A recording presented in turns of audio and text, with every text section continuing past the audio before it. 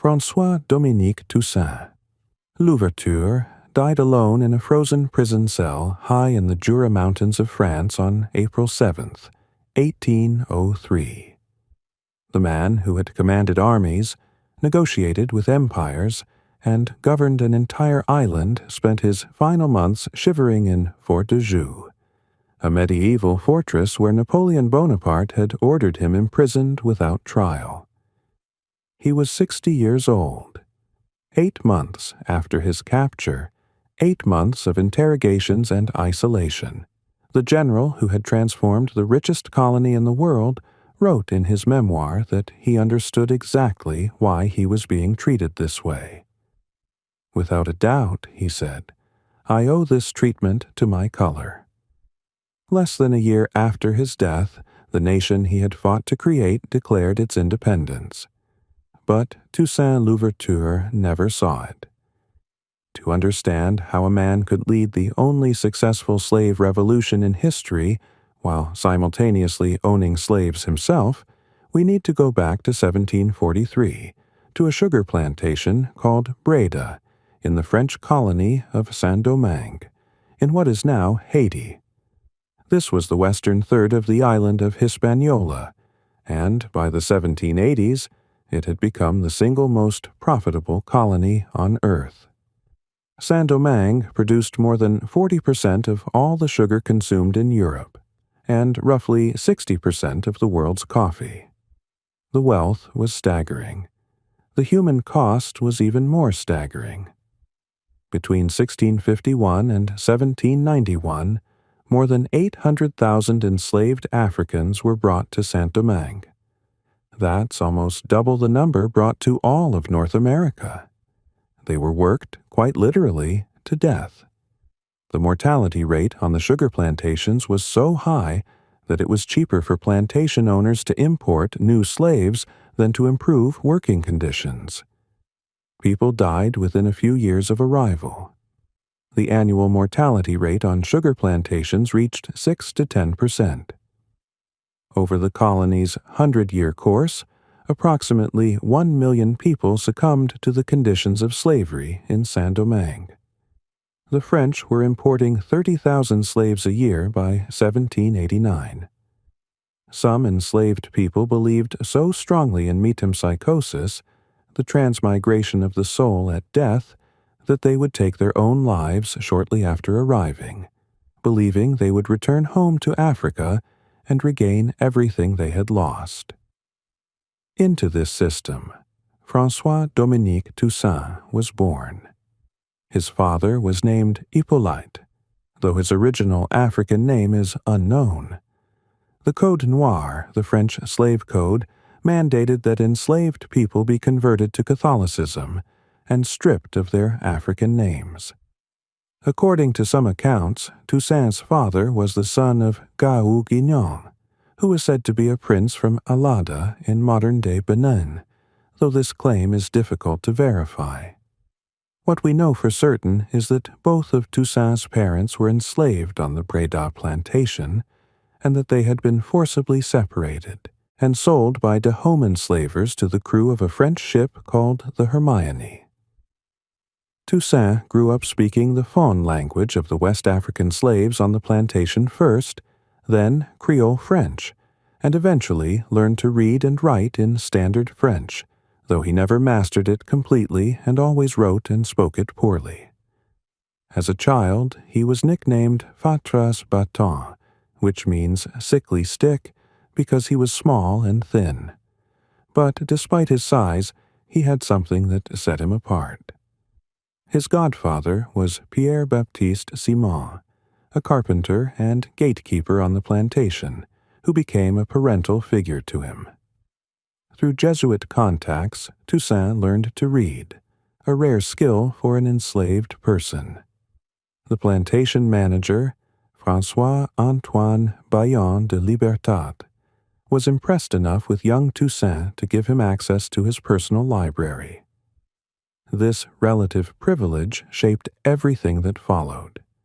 While most enslaved people in Saint-Domingue labored under brutal conditions in the cane fields, Toussaint and his siblings were trained as domestic servants.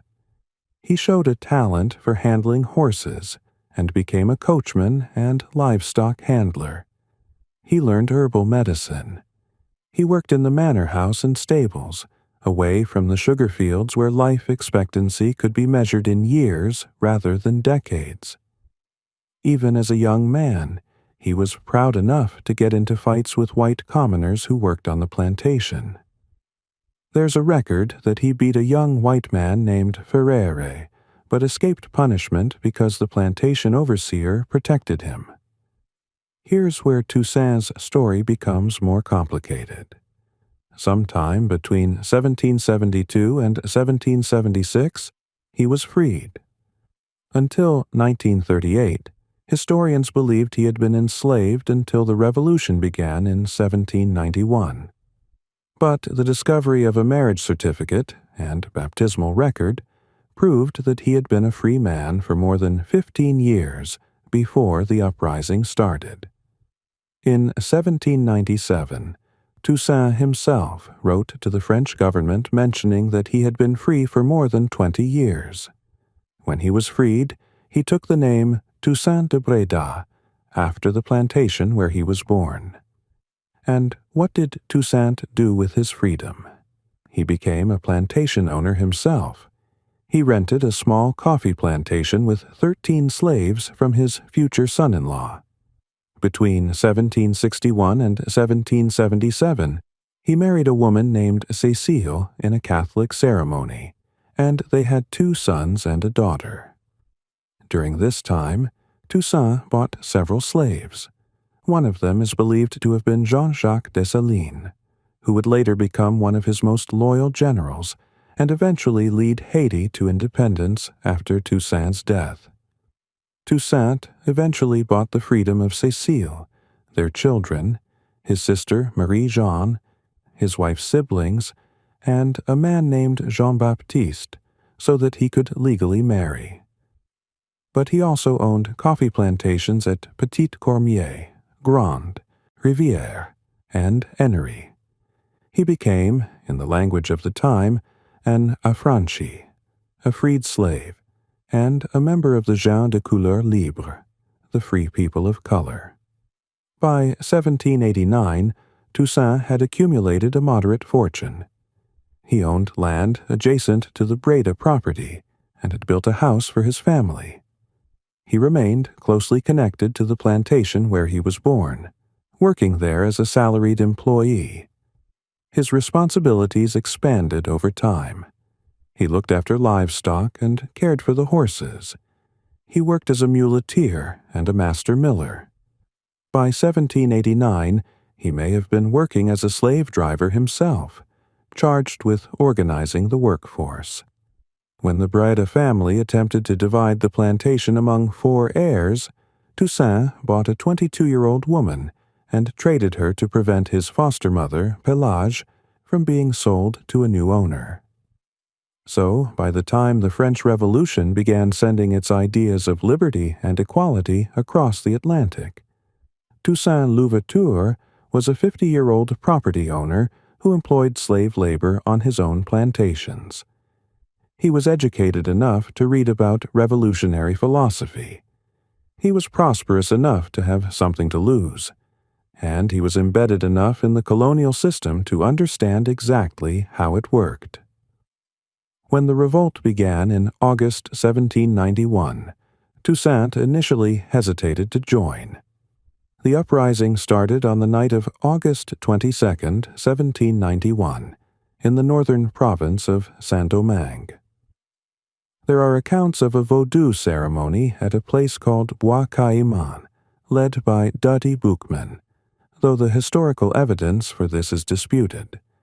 What is certain is that enslaved people across the northern plain rose up in a coordinated assault. They burned plantations. They destroyed windmills and workshops. They killed white plantation owners and their families. Within weeks, more than 100,000 people had joined the rebellion. By the end of the year, the rebels controlled 2/3 of the island. At least 900 coffee plantations were destroyed. 180 sugar plantations went up in flames. The damage in the first 2 weeks alone amounted to 2 million francs.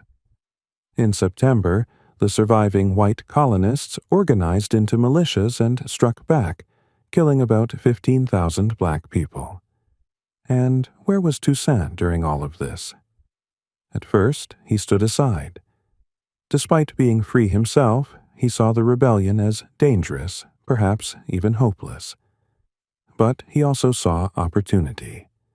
His first action when violence erupted was to help his former master's family escape. He made sure they got on a boat bound for the United States. Only after securing their safety did he join the rebels. This decision defines everything about Toussaint Louverture. He joined the rebellion not as an enslaved person seeking his own freedom, but as a free man of property who chose to risk everything.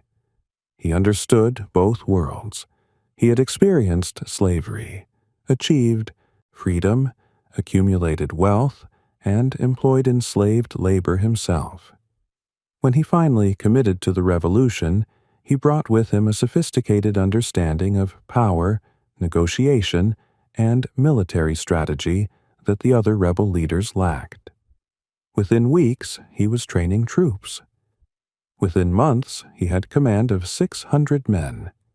He taught them military discipline. He served as a doctor to the troops, using the herbal medicine he had learned during his years of bondage. His forces were organized in ways that the other rebel armies were not, and his numbers grew quickly to 4,000 men. The rebellion in Saint-Domingue immediately became an international conflict.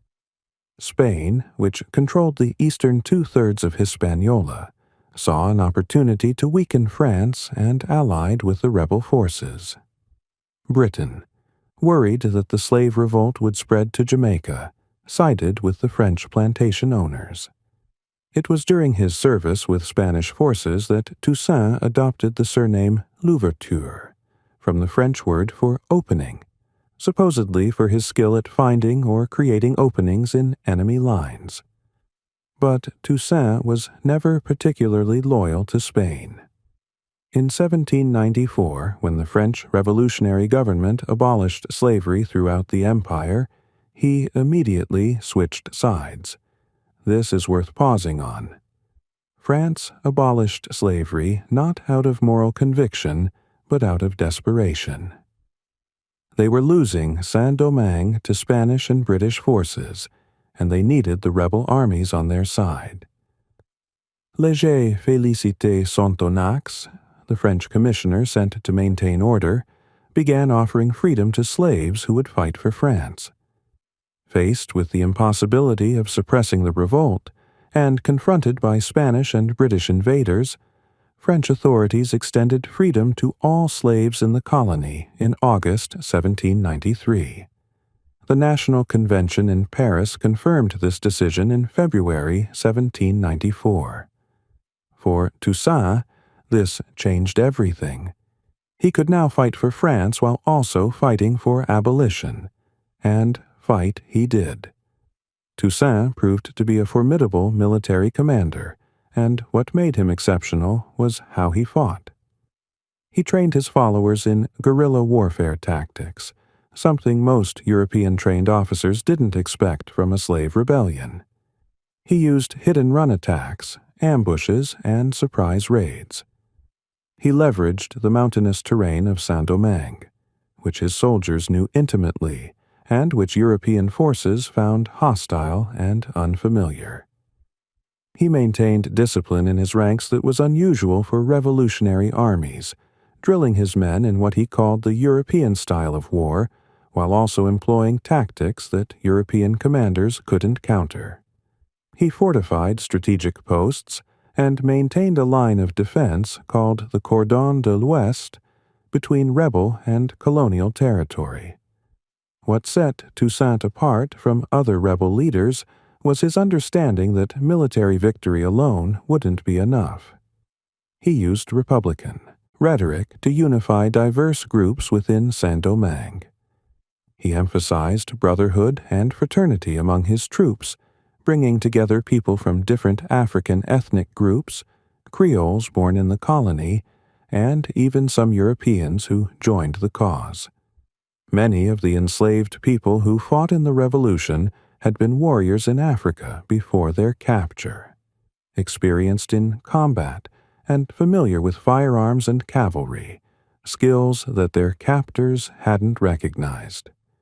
Toussaint organized these experienced fighters into an effective military force.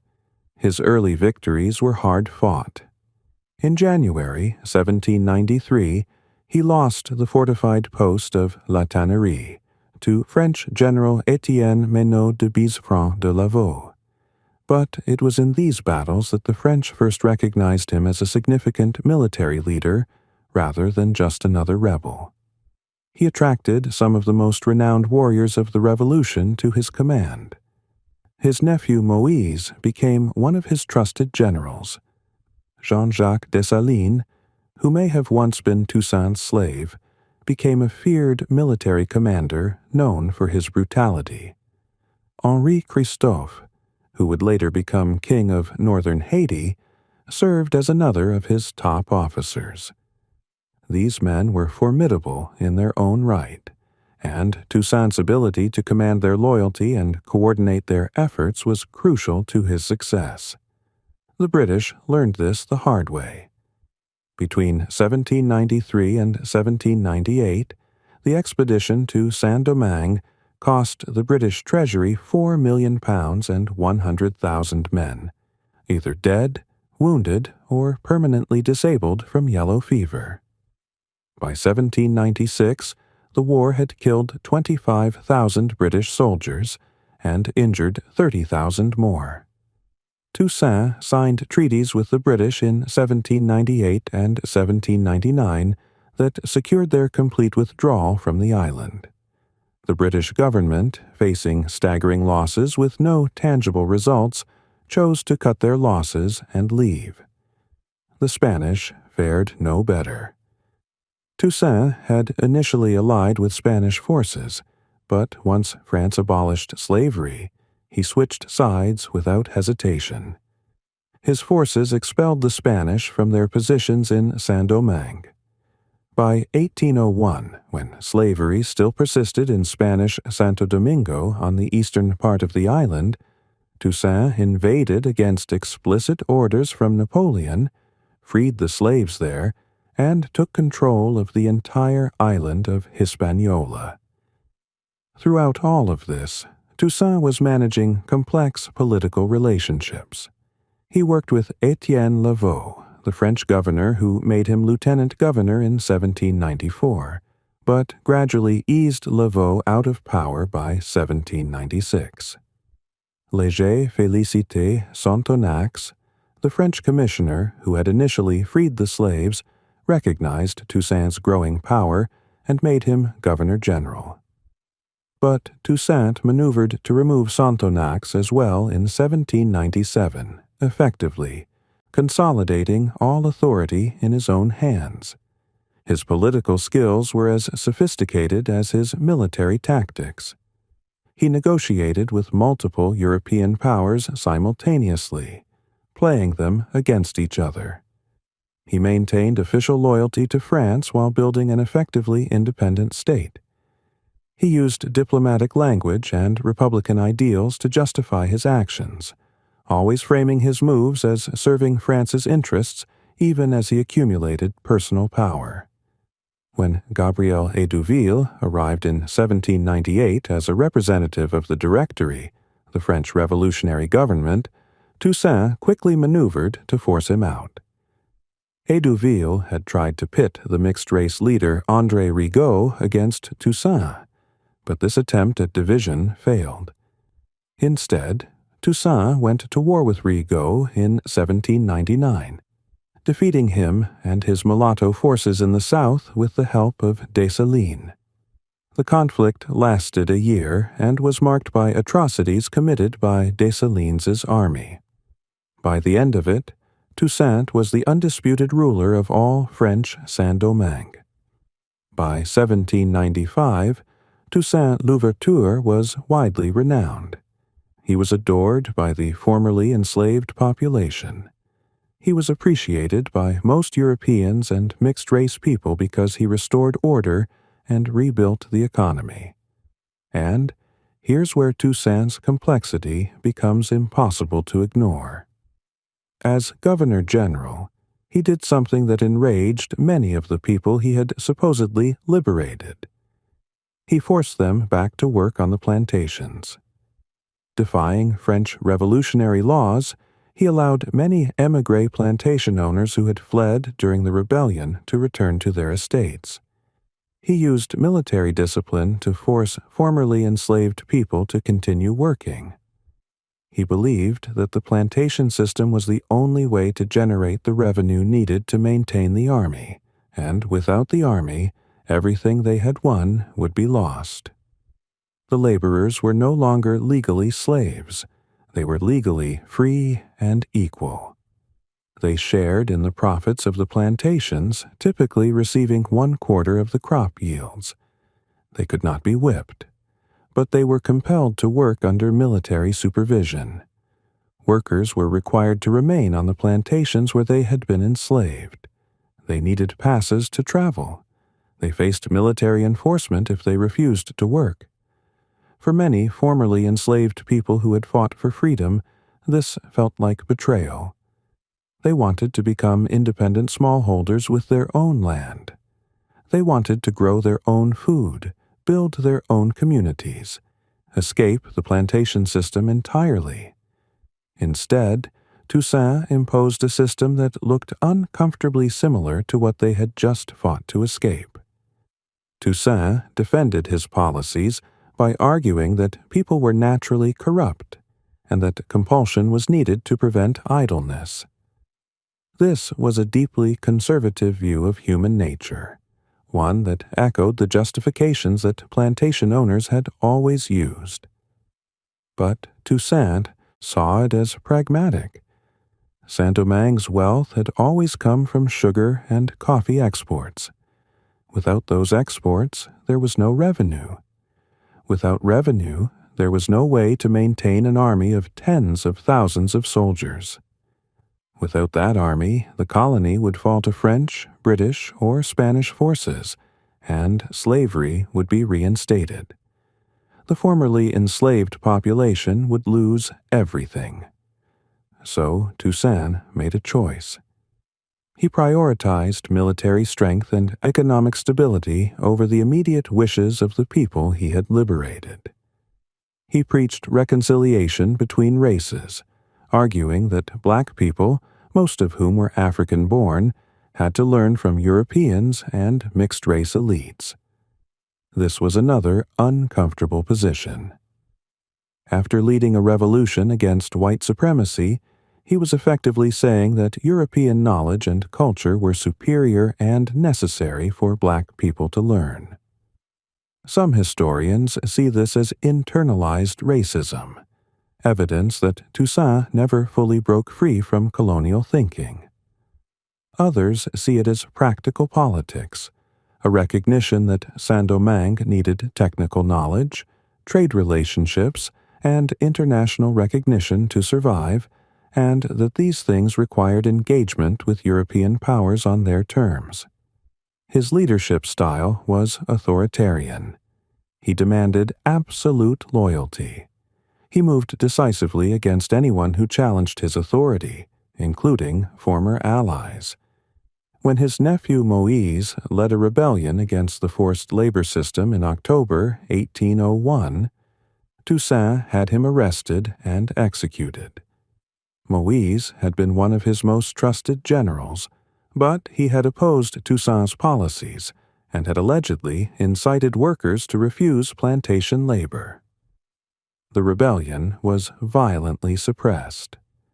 This split the revolutionary coalition at a crucial moment, just as French forces were preparing to invade.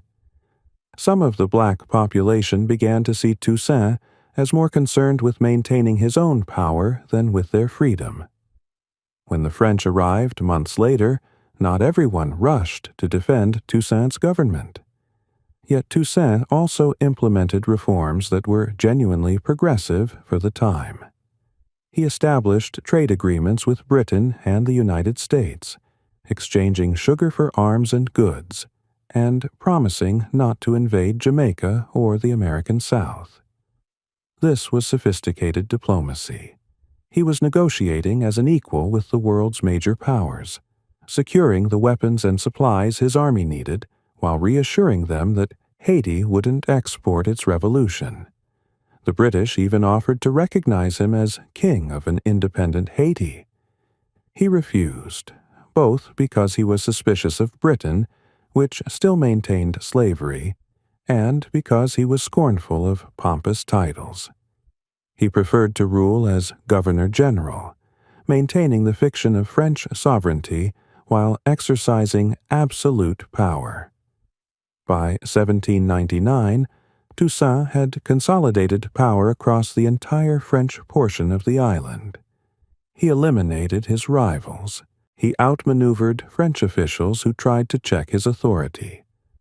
In January 1801, ignoring direct orders from Napoleon Bonaparte, who had become first consul of France, Toussaint invaded Spanish Santo Domingo, freed the slaves there, and took control of the entire island of Hispaniola. In May 1801, he had an assembly create a constitution that declared him Governor-General for life with nearly absolute powers. The constitution stated that the inhabitants of Saint-Domingue were free and French, that slavery was forever abolished, and that Catholicism was the state religion. But there was no provision for a French official to have authority over him. Napoleon Bonaparte saw this constitution as a declaration of war. In his memoirs, written years later during his second exile, Napoleon explained that Toussaint knew very well that in proclaiming himself governor for life, he had thrown away his mask and had drawn his sword out of its sheath forever. Napoleon's wife and brother-in-law both owned property in Haiti and wanted the old system restored. Napoleon saw the abolition of slavery as one of the excesses of the radical revolutionaries that he was determined to reverse. In December 1801, he sent his brother-in-law, General Charles Leclerc, with an expedition of between 20,000 and 40,000 French troops to retake the island and arrest Toussaint.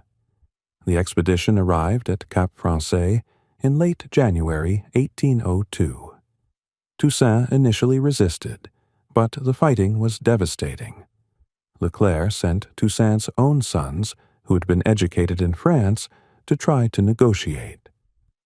They brought proclamations from Napoleon promising that slavery would not be reinstated, and that Toussaint could retain his rank. But Leclerc's troops were burning towns and executing civilians. Within months, Toussaint's generals began to defect. Henri Christophe, one of his most trusted commanders, switched sides, ostensibly convinced that Leclerc would not reinstitute slavery. Jean-Jacques Dessalines, the same man Toussaint may have once owned, did the same shortly after. Some historians suggest that Dessalines was at least partially responsible for what happened next. On May 6, 1802, Toussaint rode into Cap Français and negotiated terms. Leclerc promised amnesty for Toussaint and his remaining generals in return for their submission to French authority. Toussaint formally agreed to lay down his arms and retire to his plantation at Ennery. He lived there under house arrest for a few weeks, probably believing that the agreement would hold. But in early June, French General Jean-Baptiste Brunet sent Toussaint a letter inviting him to a meeting. The exact circumstances vary depending on the account, but the result was the same. When Toussaint arrived at Brunet's residence on June 7, 1802, he was arrested. His entire family was seized, including his 105-year-old godfather. They were all, forced onto a ship called Le Héros, and deported to France. The ship reached France on July 2nd. On August 25th, Toussaint was imprisoned at Fort de Joux, a massive medieval fortress high in the Doubs region near the Swiss border, one of France's most notorious state prisons. The fortress was nearly 1,000 years old, built on a cliff, expanded over centuries by various military engineers, and it was brutally cold. Toussaint, who had lived his entire life in the Caribbean heat, had never experienced winter. He had no firewood. He had inadequate clothing. He had minimal food. The cell where he was locked on August 24th was the cell where he would die. He never left it again. During his imprisonment, Napoleon sent General Marie-François Auguste de Caffarelli to interrogate him. Caffarelli wanted to know about government funds that Leclerc claimed Toussaint had stolen. He wanted to know about secret correspondence with rebel generals who were still fighting.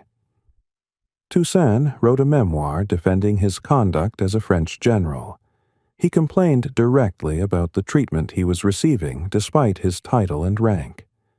He pointed out that after having been assured of amnesty by General Leclerc, he was tricked into a meeting and arrested. He asked if any man was exempt from faults, and he wrote the sentence that has echoed through history. Without a doubt, I owe this treatment to my color. But my color, has it ever prevented me from serving my country with diligence and devotion? The guards assigned to him refused to provide proper medical care. One of them later admitted to the French Minister of the Navy and the colonies that he had refused medical treatment for Toussaint because he was black. Both guards and French medical staff believed he was faking his symptoms. His deteriorating condition was repeatedly reported to French authorities, who did nothing.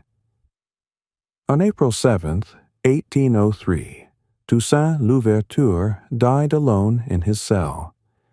The official cause of death was pleuropneumonia. He was 60 years old. He had been in captivity for less than 10 months. France had never held a trial or filed formal charges against him.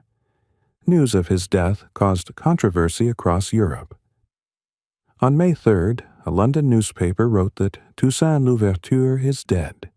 He died, according to letters from Besançon in prison a few days ago. The fate of this man has been singularly unfortunate, and his treatment most cruel. He died, we believe, without a friend to close his eyes. We have never heard that his wife and children, though they were brought over from Saint-Domingue with him, have ever been permitted to see him during his imprisonment. The lack of a trial, the cruel conditions, the fact that his family was prevented from seeing him, all of this was seen as evidence that France had decided Toussaint was too dangerous to live and too prominent to execute openly. But the rebellion in Saint-Domingue did not end with Toussaint's removal. When word reached the island in August 1802 that Napoleon had reinstated slavery in the French colonies, including Guadeloupe, the formerly enslaved population understood that this was coming for them next. Toussaint's former generals, the same men who had defected to the French, switched sides again. Jean-Jacques Dessalines took command of the revolutionary forces. Henri Christophe joined him. They fought with a ferocity that even exceeded the earlier conflicts. General Leclerc died of yellow fever in November 1802. His replacement, Vicomte de Rochambeau, fought a brutal campaign, but the rebel forces were unstoppable. Between 1791 and independence in 1804, nearly 200,000 black people died in the fighting, along with thousands of mixed-race people and as many as 100,000 French and British soldiers. Yellow fever killed more than battle. On January 1st, 1804, Saint-Domingue declared its independence and took the name Haiti, from the indigenous Taino word Ayiti.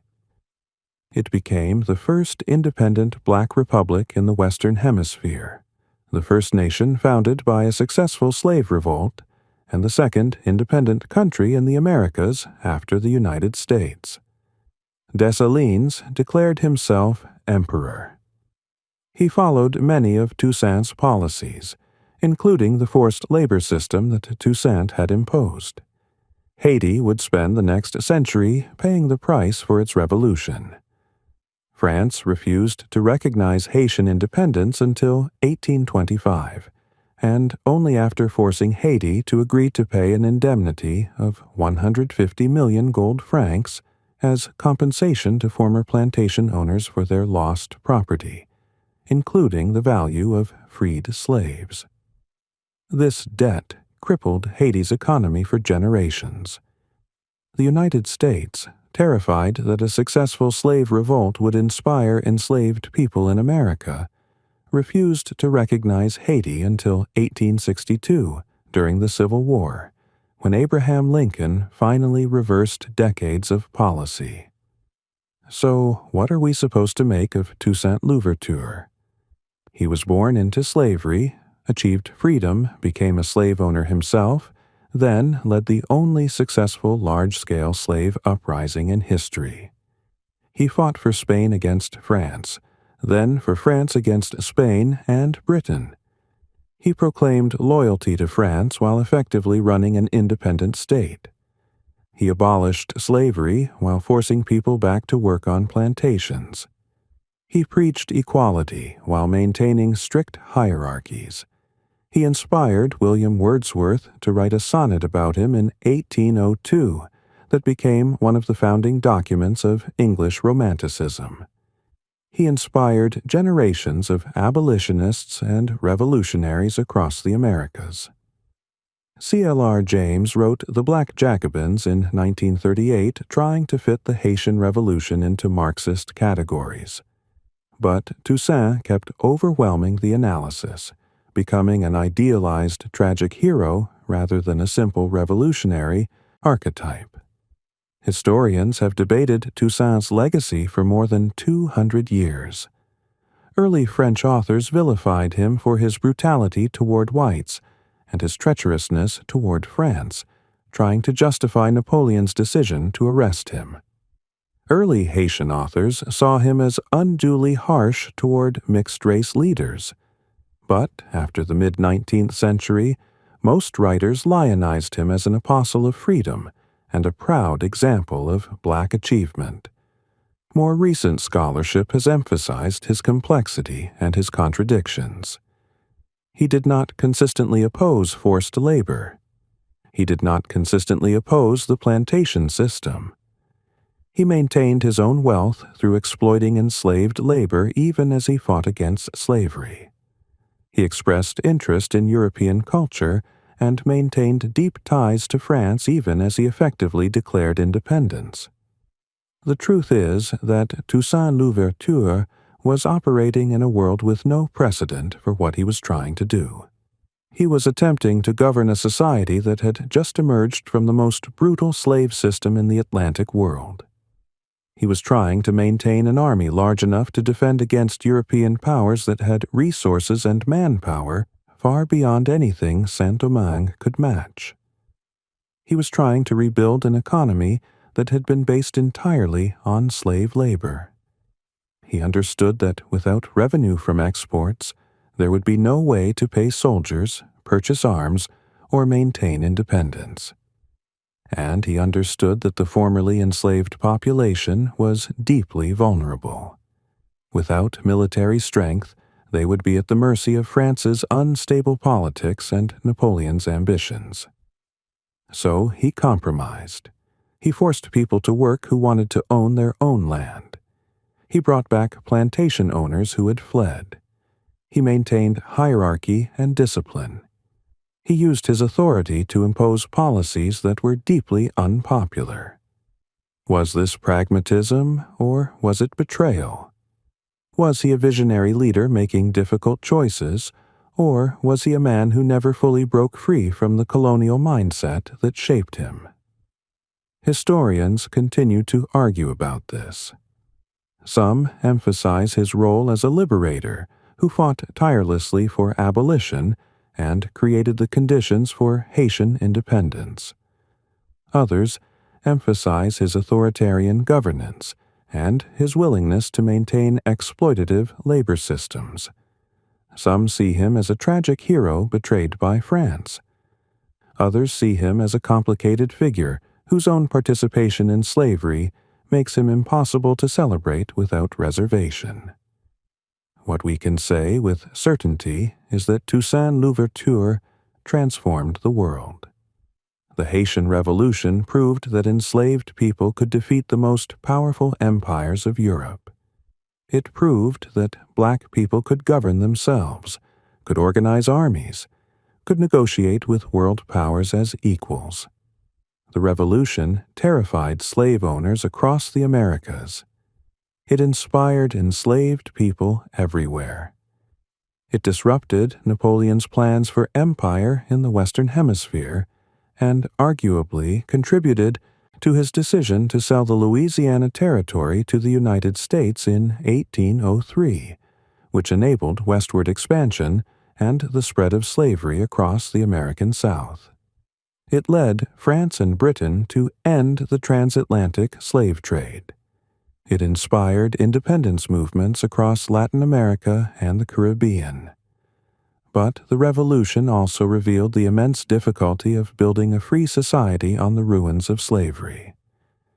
Toussaint's contradictions reflected the impossible position he was in. He was trying to create something that had never existed before, while defending it from forces that had every reason to destroy it. He made choices that alienated the people he fought to liberate. He maintained systems that looked too much like what they had just escaped.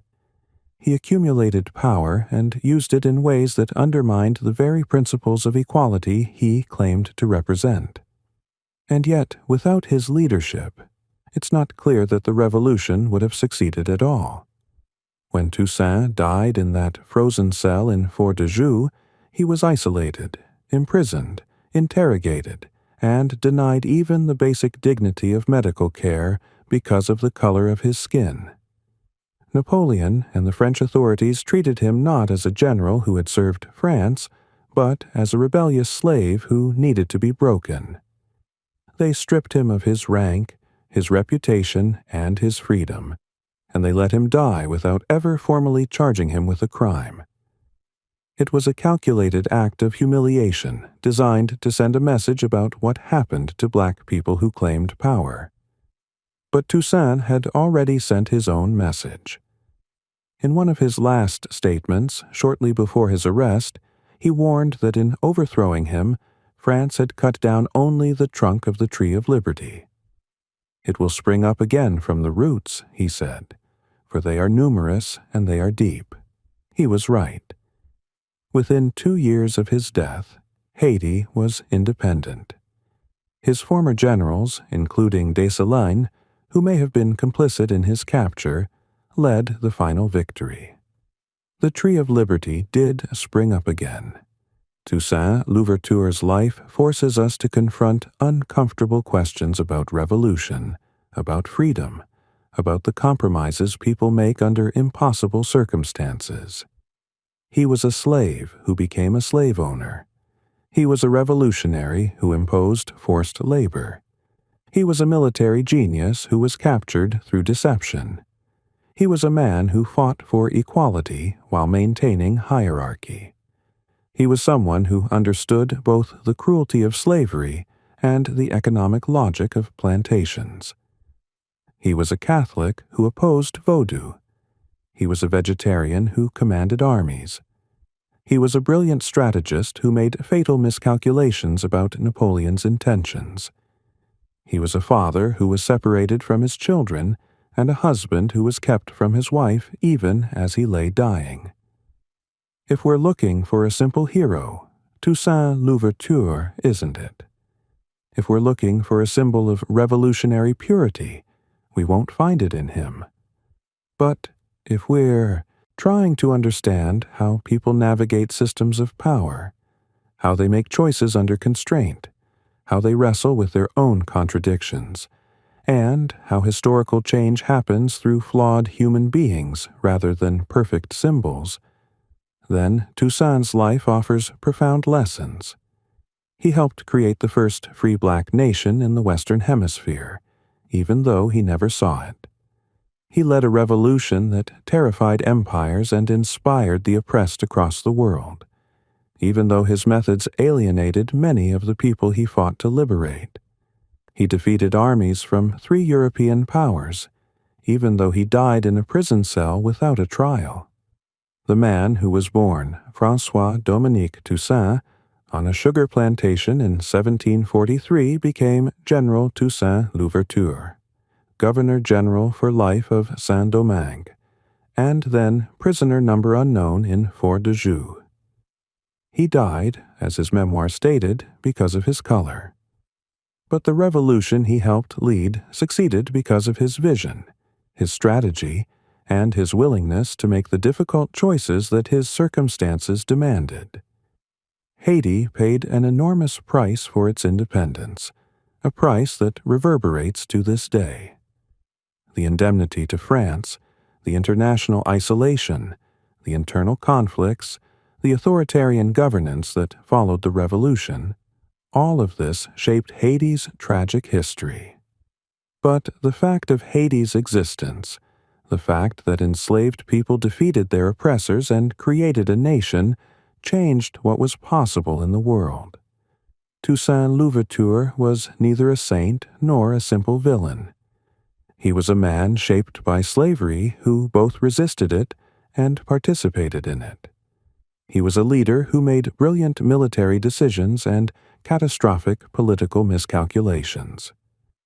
He was someone who fought for freedom while limiting it, who preached equality while maintaining privilege, who negotiated with empires while building his own authority. His contradictions don't diminish what he accomplished. They make it more complicated, more human, and perhaps more relevant.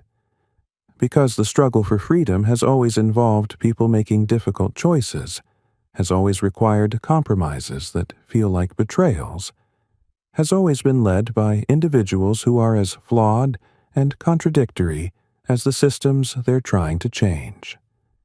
Toussaint Louverture's story reminds us that history isn't made by perfect people.